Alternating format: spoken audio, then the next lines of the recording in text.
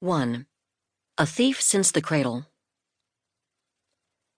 All during my early childhood, I did little but steal and was never sent to school. I did not learn to read or write until I was 25 years old.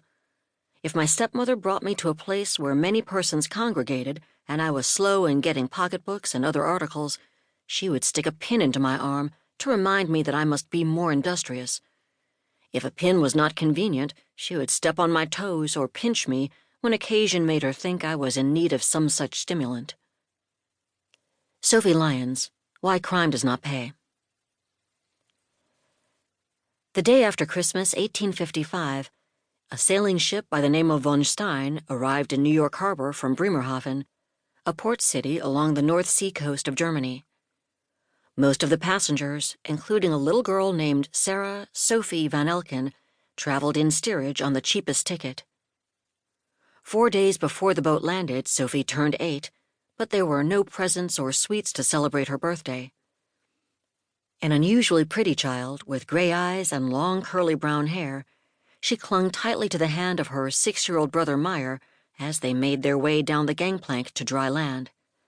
They stayed close to their older brother, 10-year-old Gerson, and their cousins, Caroline, 14, and Brune Simon, 11.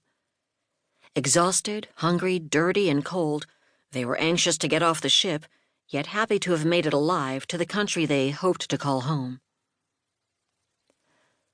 Once ashore, the Van Elken children stood outside with their fellow passengers, some of whom they'd gotten to know well during their miserable weeks of travel, packed together in the lowest deck.